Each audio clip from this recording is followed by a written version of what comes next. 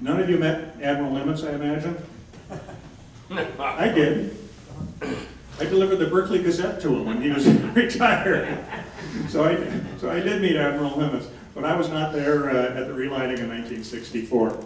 So every year the Pearl Harbor Survivors group, great folks, coordinated at the summit of Mount Diablo the relighting of the beacon, once a year of course. And around 2005 or 6, there started to be questions about whether or not the Pearl Harbor survivors had adequate insurance and so forth to having all these old men and women coming up the mountain in December. And true to form, the state park, rather than trying to figure out a solution, their solution was just to cancel the whole thing. Seriously, they just wanted to stop and say, we're not going to do this anymore. And the Pearl Harbor survivors, of course, were not exactly happy about that. They also have the very active Sons and Daughters of Pearl Harbor Survivors group as well. And they were obviously frustrated about the whole thing. And somehow, and I don't know how, Save Mount Diablo heard about that. And of course, because of what we do in the environmental stuff and so forth, we have lots of events up and down the mountain of all different kinds, which means that we have the logistics and insurance, above all, to hold an event. And our executive director at the time, Ron Brown, he's a veteran himself, and Ron said, why don't we restore the beacon? And he asked one of our volunteers about it. We'll meet him in a minute. I asked the volunteer in front of Ron, I said, what's going on? And he said, well, we're thinking about restoring the beacon. And I immediately said, I want to be part of that group. And so that's how Save Mount Diablo got involved. In 2006, 7, we started sponsoring these lightings. So you can see the obvious veterans there. By the way, if you're not aware, the Aloha shirt and white jacket and white pants are an official Navy uniform. If you're not aware of that. For them.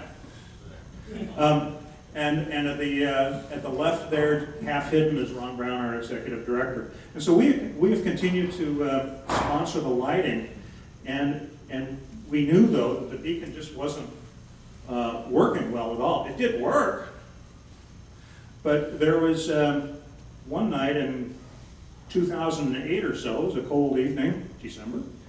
And we've had lots of jokes. Couldn't they have bombed Pearl Harbor in July or something like that? Kind of hard to change the date.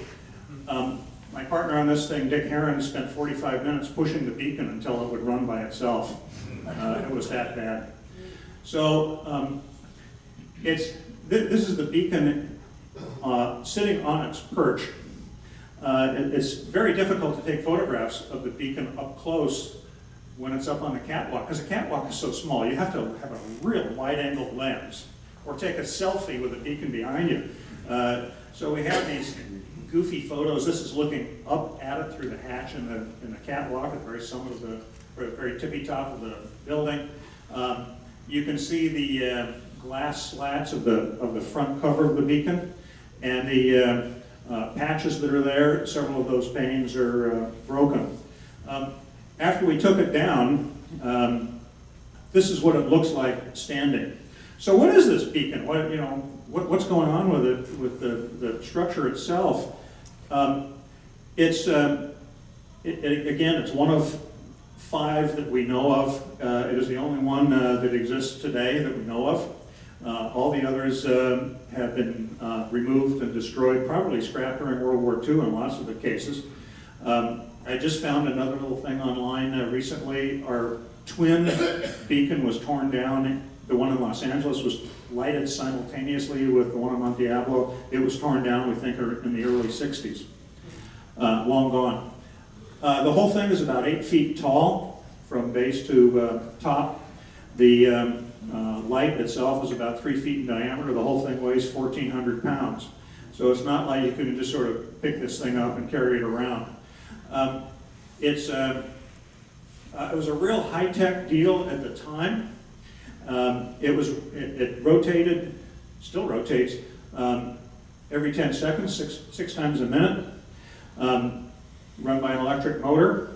It was turned. The bulb on the right is a typical incandescent bulb to be used in an older movie projector. That became an issue because our lighting people said, we're not going to be making that light bulb very much longer. So we had a controversy about that. Clearly, we're not going to go back to 32 volts. By the way, our Pearl Harbor veterans, who first are wonderful men, they also appreciated and always got a laugh. The light bulb itself was made in Japan.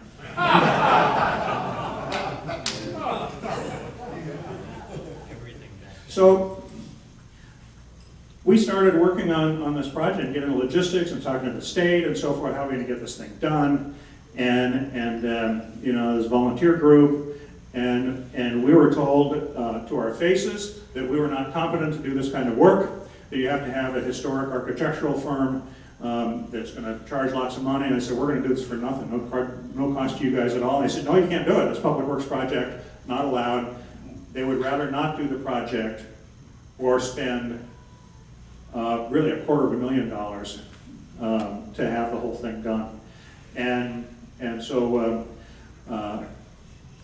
we didn't really want to take no for an answer on that one. And Ron went to Assemblywoman Joan Buchanan on the photo there, and she sort of hit the ceiling and went to the assembly, and we got spot legislation, it's called, I'd never heard of it before, to allow Save on Diablo, a nonprofit group, to restore the Eye of Diablo, and it sailed through, at no cost to the state of California, sailed through the Assembly, sailed through the Senate, and was signed by Jerry Brown. That's how we got permission to get this job done.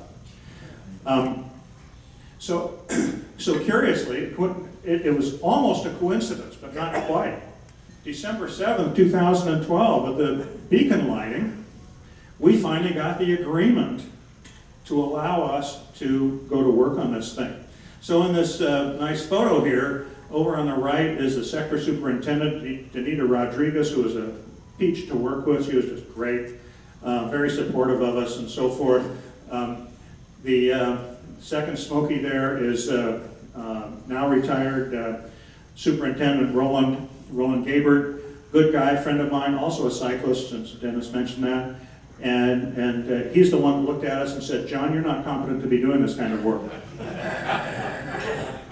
And he's now retired, and we're still friends, you know. And he said, John, I knew you could do that kind of work, but I just didn't have a way to get it done. And let that be a lesson to figure out there is a way to get things done, and he just wasn't. He was looking forward to retirement. And if he were here in this room, I'd say that, because we're friends. He'd say, yeah, you're right. And then Ron Brown and Joan Buchanan, and finally you'll appreciate this, the director at the time of the State Department of Parks and Recreation, retired Marine Major General Anthony Jackson. He was also terrific and very supportive of the project and frustrated with the bureaucracy that had to be dealt with. And so he was totally behind this thing too. He thought it was really cool. So finally with that, we got to go to work. It took us 2 years. And in that time, of course, we were looking for people to, you know, help us out. And how can we do this? And we're planning and planning and planning. And through a really goofy connect, I have so many backstories that you don't want to. You'd be here till midnight if I told you every story. We ended up with this painting company, Redwood Painting, who donated everything, even the hazmat disposal. Wow. You wouldn't hire these guys to paint your kitchen. They paint oil refineries and PG&E substations and sewage treatment plants and so forth. Union painters, all of them. And they went up there in their spacesuits, as you can see, and they're stripping away the lead-based paint so we can loosen the nuts and bolts to lift the beacon down. That was the preliminary work. That's when we actually started. And finally, in June of 2013, we started working with another backstory, not Standard Oil, but with Shell Oil. And they said, whatever you guys need. And we said, well, we need a crane. Well, we can work with a crane. So you go to the big refinery in Martinez, and they have a crane operator and so forth. And they said, we'll provide everything. We'll provide the crane. We'll bring it up. And we went, you're kidding me. And in 48 hours, we had a contract with them to do that at no cost to save on Diablo. So early one morning, crane showed up. It was a relatively simple operation, just to lift the beacon up and set it on our trailer. That's how we planned it, except that we knew that people were starting to develop interest in this thing. This was not the kind of project, the way we initially planned it. We were worried about finding a crane, and we just throw this thing in the back of my own pickup and take it down and put it in my garage and spray paint it. The project grew beyond all expectations. We had no clue it was going to be so big. Every newspaper was there. As the beacon came down, you'll notice, by the way, here you have our hard hats from Shell. There aren't any Save Mount Diablo people in this photo. They said, okay, you guys, everybody out of here. And they took over. And they were pros. I mean, it was a treat to work with them. They just did the whole thing. Humongous crane. These are either employees of Maxim or riggers from Shell Oil. They did this whole thing gratis. So I mentioned what a big deal was. The media were there in force. This is Dave Padilla from KCBS. Any of you listen? I only plugged that in not because of me, but I can tell you for all the interviews and TV stuff that we ended up doing, I did most of it, Dave Padilla asked by far the best questions of any interviewer. And you know, he didn't have any reason to know anything, but what a pro he is. I went up to him afterwards and said, man, you did the best job. So that all happened. I mentioned we'll introduce you to some of the personalities that we got to work with on this. This is my friend Dick Heron. Dick is the one that Ron first asked about restoring the beacon. Dick and I are neighbors in Danville. Both we in fact, we work today. We're working on a project, and I enjoy historic stuff, and as soon as I heard about the project. But the other reason I wanted to do the project was I wanted an opportunity to work with Dick. You've heard the line, if you want to get something done right, you call an engineer. And if you want to get something done now, you call a farmer. Dick is both. He grew up on a farm in the Midwest, but had the sense to not stay on the farm and got a PhD in mechanical engineering.